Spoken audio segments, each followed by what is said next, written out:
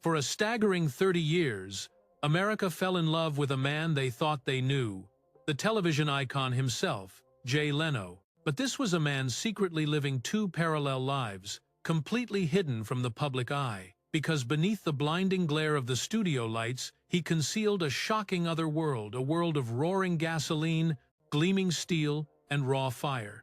These were his true companions, and the crazy part? No one had a clue. That is, until the puzzle pieces finally, shockingly, clicked into place. The complete, unbelievable truth about the Jay Leno double life is about to be exposed. Right here, right now. Jay Leno first entered the world in 1950, in a quiet town called New Rochelle, New York. His father, Angelo Leno, was a hard-working Italian-American insurance salesman. His mother, Catherine Muir, a gentle and no-nonsense woman, hailed all the way from Scotland. And then there was his brother, Patrick, who bravely served in Vietnam before becoming a lawyer. This was a family that lived a simple, humble life, where the value of hard work was everything. Jay's entire childhood was rooted in the small town of Andover, Massachusetts. A modest little house, an old, dusty garage. It was here, during those long afternoons spent tinkering with cars, that his legendary patience was forged. From a young age, Jay was obsessed with taking things apart just to see the magic of how they worked. And as he got older, a stunning realization hit him. That incredible joy he felt was the exact same feeling he got from making people erupt in laughter. After high school, Jay packed his bags for Emerson College in Boston, where he made the surprising choice to major in speech therapy, graduating in 1972. But get this, while in his dorm, he actually founded the school's very first comedy club. By day, he was just another guy working at a garage near campus, but by night, he was on stage, commanding laughs in smoky bars. This is where that grueling two-shift rhythm truly began. Back in the 1970s, Boston's comedy scene was absolutely exploding with small, intimate venues. And right in the middle of it all was Jay, working as a mechanic all day and then rushing to run comedy shows all night. He famously said, "By day, I was covered in grease, and by night, I was surrounded by laughter." But these two worlds, they weren't separate at all. In fact, they were forging the ironclad discipline and unbelievable endurance that would define him. Then, in 1973, Jay made the massive leap to Los Angeles, chasing a much bigger dream.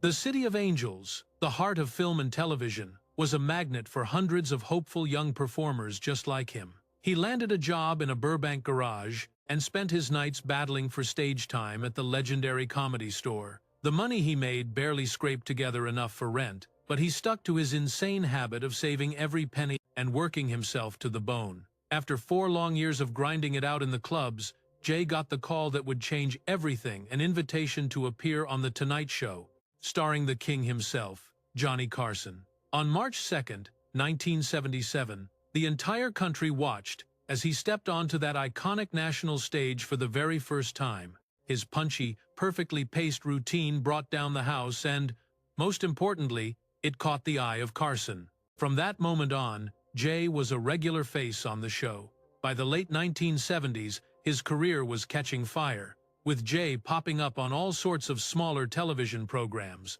He was writing for the hit show Good Times, and even acting in shows like Holmes and Yo-Yo, Fun with Dick and Jane, One Day at a Time, and Alice. Then, in 1978, he broke onto the big screen, appearing in 2 movies, American Hot Wax and Silver Bears. But Jay never stopped expanding his comedy empire. He became a fixture on Late Night with David Letterman and was a constant presence on national television. His humor was brilliant, it was sharp, rhythmic, and perfectly captured the absurdity of everyday life. America saw him not as some out-of-touch celebrity, but as a real working man just telling stories. This Jay Leno untold story was just beginning. By the 1980s, Jay started getting the incredible honor of filling in for Johnny Carson whenever the legend needed a break. His cool as a cucumber demeanor and absolutely spotless reputation made the execs at NBC take serious notice. Producers were blown away by his unheard-of consistency. He was never late. He never, ever canceled a show. The man was a machine of pure professionalism. But off stage, the Jay Leno hidden life continued. he was still pouring endless hours into that small Burbank garage. He'd hunt down rusted-out old cars, painstakingly restore them with his own two hands, and then sell them. This was so much more than a hobby. It was a ritual, a form of extreme discipline and patience. He famously explained, "Fixing a car is just like writing a joke. You just keep working on it until it finally runs perfectly." Between 1985 and 1988, Jay absolutely dominated the weekend comedy show circuit, becoming one of its most frequent and beloved guests. His face was everywhere, a constant, comforting presence on our screens. And then, in a game-changing move in 1986, he was officially crowned Carson's one and only designated substitute host. From that moment on, NBC started secretly testing the waters, gauging reactions from tiny stages smelling of motor oil and ambition. The era of Jay Leno as a sidekick was officially over. The blinding lights of television weren't just flickering in his direction, they were about to scream his name. But what nobody saw was the brutal, cutthroat race happening behind the curtain. This was a battle where only sheer, unyielding discipline could keep him from being swallowed whole. He was about to become television royalty. On the historic night of May 25, 1992, Jay Leno finally took the throne from the legendary Johnny Carson, becoming the new king of The Tonight Show. He walked into a firestorm, right in the middle of NBC's massive generational shift. Every single night, live at 11:35 p.m., the pressure was on. And just like that, it became the absolute bedrock of American comedy for the next two agonizing, glorious decades. But those first 3 months were pure hell. Jay was under an unbelievable amount of pressure. Carson's die-hard fans were skeptical, and they weren't afraid to show it. The papers were brutal, calling it NBC's reckless gamble. But Jay? He said nothing, revealing the Jay Leno hidden life of relentless focus away from the public eye. He just kept grinding, slowly and painstakingly winning them over with his everyman charm, his perfect comedic timing, and his jokes about real, everyday life. His schedule was absolutely insane. We're talking an average of 18 hours a day. Mornings were for brutal production meetings, afternoons for poring over scripts, evenings were for the taping, and then, unbelievably, his nights were spent hitting the club circuit all over Los Angeles. It was a true Jay Leno double life. At his own father's memorial in 1994, he confessed, "You know, it really is lonely at the top. You have no idea, but we'll fight the good fight, Pop."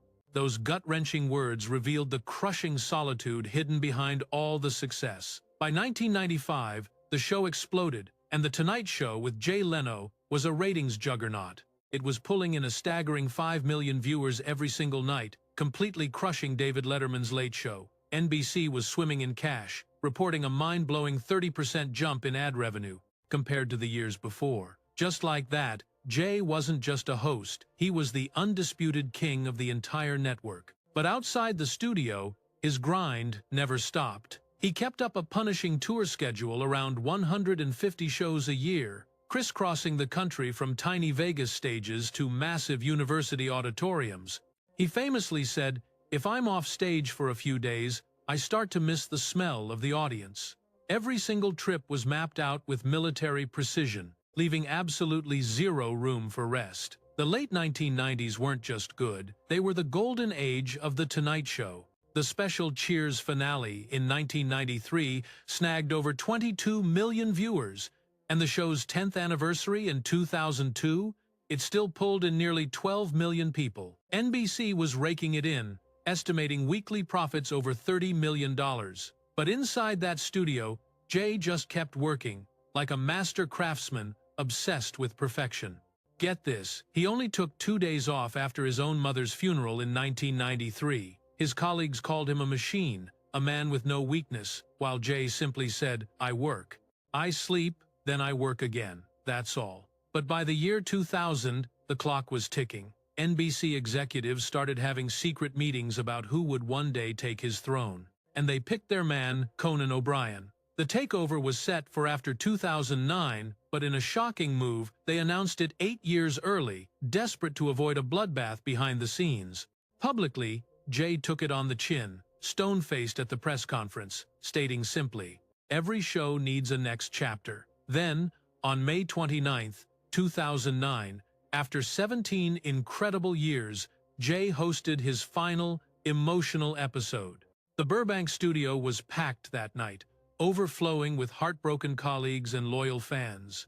He ended it all with one simple, powerful line. "This has been the best job in the world." But just a few months later, in a twist nobody saw coming, NBC announced that Jay was moving to a brand new primetime program called The Jay Leno Show. It was a decision that would ignite a legendary war with Conan O'Brien. But before all that chaos erupted, Jay had already cemented his legacy. This was the Jay Leno untold story. 20 years on top, a rock-solid reputation, and the image of an unstoppable workhorse who had ruled late night for nearly 2 decades. The night the legendary Jay Leno walked away from what many called the absolute throne of American television, the entire world was convinced his story was over.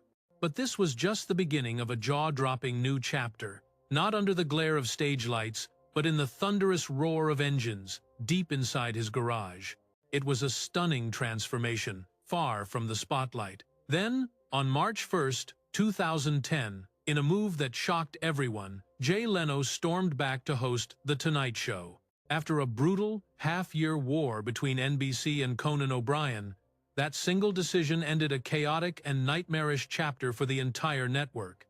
And just like that, the ratings came soaring back. Jay held the desk until the fateful day of February 6, 2014. That's when he officially passed the torch to Jimmy Fallon, and just a few months after his final broadcast, Jay Leno walked out of NBC for good. He immediately began pouring his soul into Jay Leno's Garage, a mind-blowing 1-hour documentary special about his true passion: cars. The feedback was overwhelmingly positive. It was so explosive that CNBC practically begged him to sign a deal for a full series in 2015. Jay Leno's Garage then dominated the airwaves for 7 incredible seasons, right through 2022. Every episode was filmed inside Jay's personal automotive sanctuary in Burbank, packed with unbelievable interviews and insane vehicle tests with icons like Elon Musk. He even had President Joe Biden and the one and only Jerry Seinfeld. On the show, Jay dropped a line that revealed everything. "Cars are the only thing that make me quiet. When the engine starts, everything else just melts away." That wasn't just a line. It became his personal anthem, a glimpse into the Jay Leno hidden life. It was his escape from the crushing noise of show business and his car collection. It's a treasure trove of mechanical miracles. Inside his big dog garage, he commands a fleet of over 180 cars and 160 motorcycles, with a staggering total value blowing past $50 million. We're talking a 1994 McLaren phone worth over $20 million. 2 mythical Doble steam cars once owned by Howard Hughes, and a 1909 Baker Electric, a heartfelt gift to his wife. He's also the only person on the entire planet to own 3 functioning 1963 Chrysler turbine cars. Every single vehicle is resurrected by hand, each one meticulously documented and personally pushed to its limits by Jay himself. The media doesn't just call it a garage, they call it a sacred private museum. It's a place where raw technology and powerful memories collide. This is the essence of the Jay Leno double life. Alongside TV, he secretly pens the Motormouth column for Popular Mechanics. His articles are pure, raw passion, tearing down mechanics, breathing life into old steam engines, and even building his own jet-powered monsters. His writing is brutally honest. It's all about hands-on experience and hardcore technical truth. And get this, every single year, Jay still hits the road for an insane 150 stand-up shows. He is constantly crisscrossing the United States. A schedule that would destroy a normal man is, for him, just another day at the office. "I still do the same thing, fix cars by day, tell jokes by night. That's what keeps me from going rusty." This is the Jay Leno untold story. In his private life, Jay and his wife, Mavis Leno, are fiercely protective of their world. They've been married since 1980, and they chose to never have children. Mavis is an absolute powerhouse, a crusader for human rights and women's organizations, even serving on the board of the feminist Majority Foundation. Jay says it all with one simple, powerful line: "She's the one who taught me how to be quiet."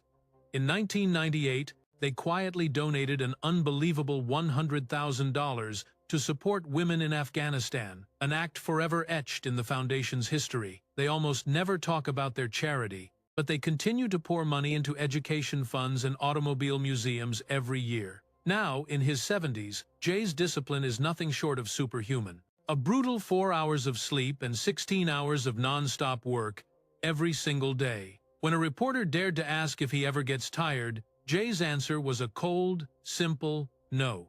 I'm still doing what I love. If I stop, I'll rust like an engine that never runs. But just when fame had settled and his work was at its absolute peak, the most terrifying challenges of his life began to surface.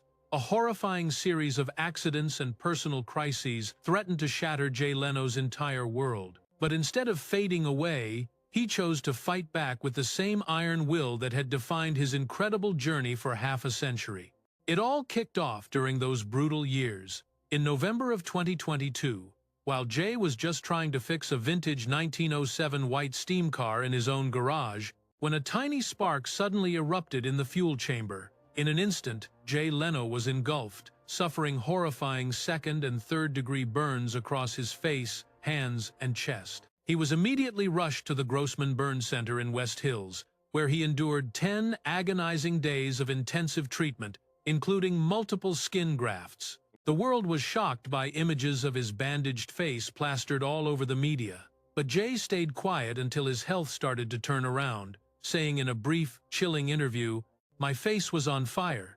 That one haunting sentence captured the absolute horror of the accident, a shocking part of the Jay Leno untold story, as doctors confirmed his miraculous recovery was all thanks to his incredible strength, physical strength, and sheer, unwavering will. But unbelievably, just 2 months later, in January of 2023, disaster struck Jay again. He was out riding a classic motorcycle when a wire, stretched invisibly across the road, sent him flying and completely wiped him out. The fall was brutal, breaking his collarbone and 2 ribs. But even from his hospital bed, he absolutely refused to cancel his shows, telling reporters, "I cracked a few parts, but the laughter's still intact." By the middle of 2023, when people started asking about this insane string of bad luck, Jay just shrugged it off, saying, "I grew up in a garage, accidents are normal."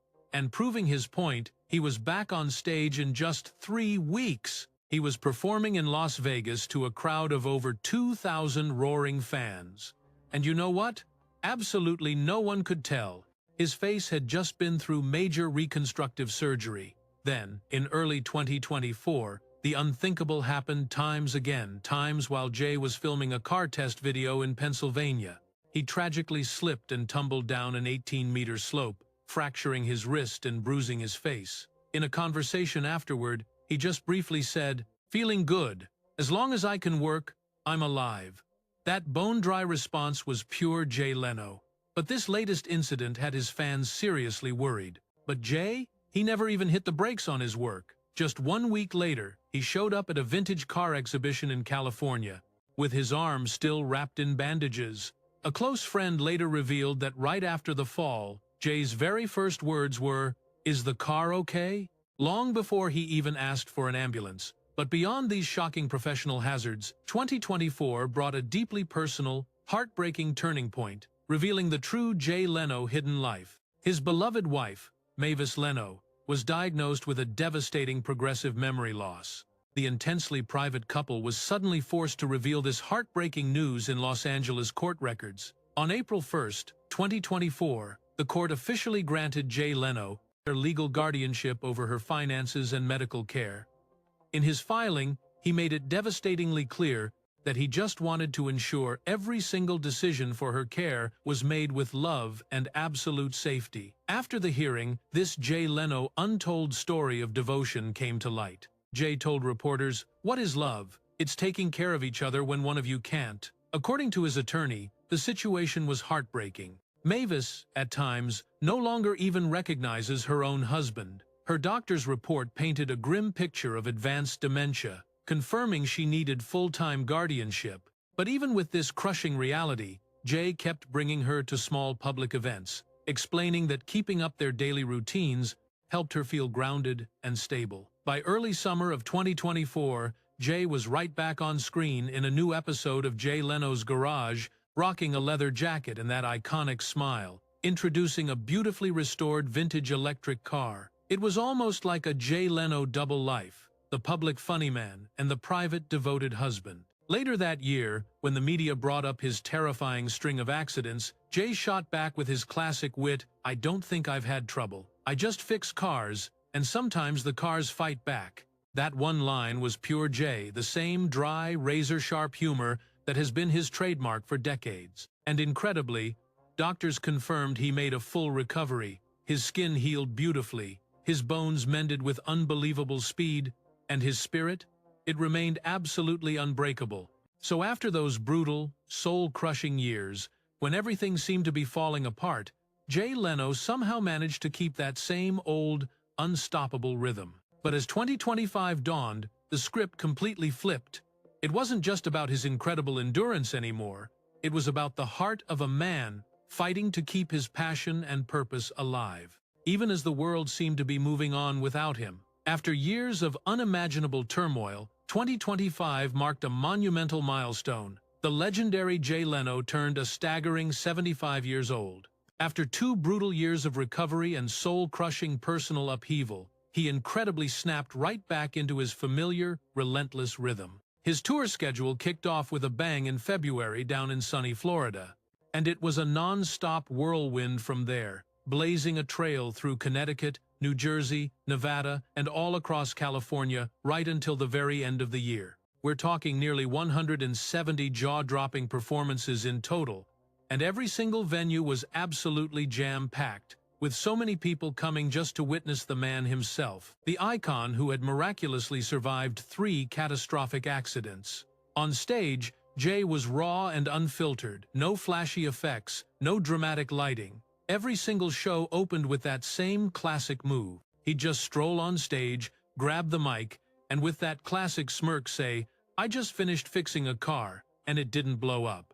Meanwhile, the online phenomenon of Jay Leno's Garage continued to absolutely thrive. The 2025 videos dove headfirst into the future, showcasing mind-bending electric cars and cutting-edge tech, like in one incredible clip where he test drove the stunning Cadillac Celestiq.